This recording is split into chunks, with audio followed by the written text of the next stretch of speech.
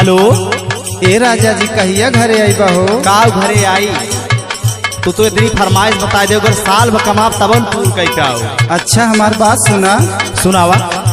अरे झुमका झूलनिया तू भले ना गढ़ावा, अरे झुमका झूलनिया तू भले ना गढ़ावा, हमार कसम मार जाऊ घरे चला आवा।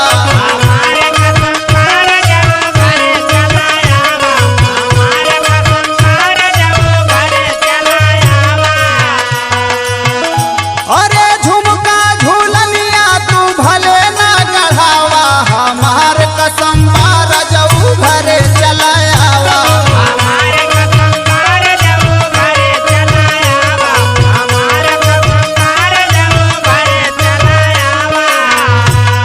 अब तक कमाई खातिर भेजत रहू अब बलावे चाहे कसम खियावत हो। अरे नाही ए पिया हमार ना बीतत बहो। और सुनावा। सुना। ना चाही साया साड़ी गहना रुपैया,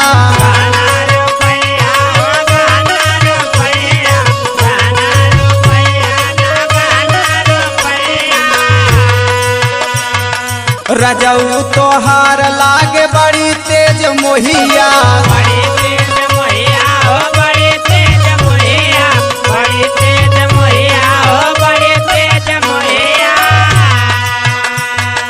ना चाही साया साड़ी गहना रुपैया, रजऊ तोहार लागे बड़ी तेज मोहिया। अरे गोदिया के झुलुआ तू अपने झुलावा, हमार कसम मार जाऊ घरे चला आवा।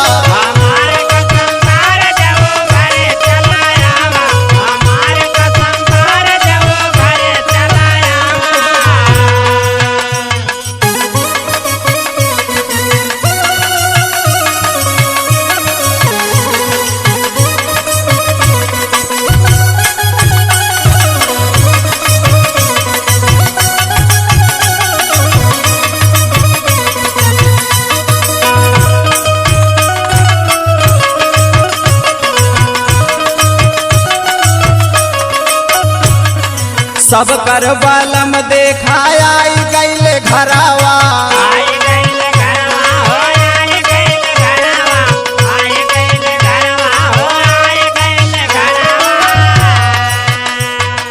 हम या गोरी रोज बैठी मोहरावा।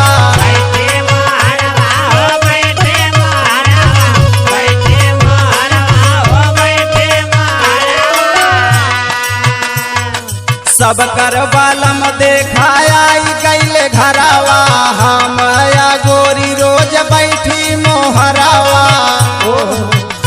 अरे मीठ मीठ बतिया में नाही फुसलावा, हमार कसम मार जाऊ घरे चला आवा।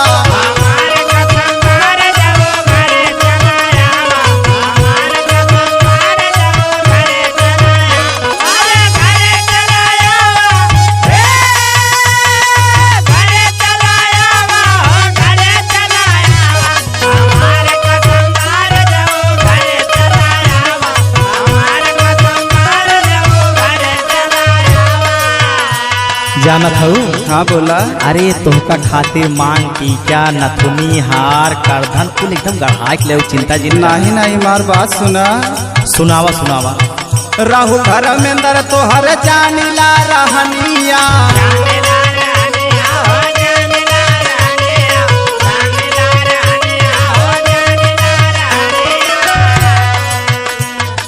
लागे फसाए बाटा पिया हो सौतनिया,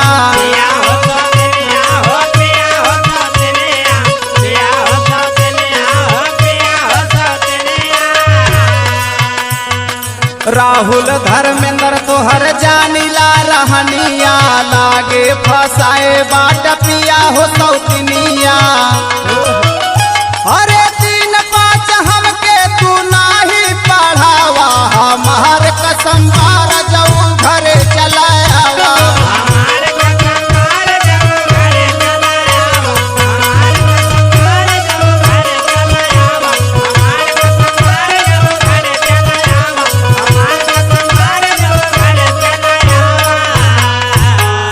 चला चला आओ थे तब कुछ कहू जिन लई आओ। हम कुछ न कहब हो, चला हुआ।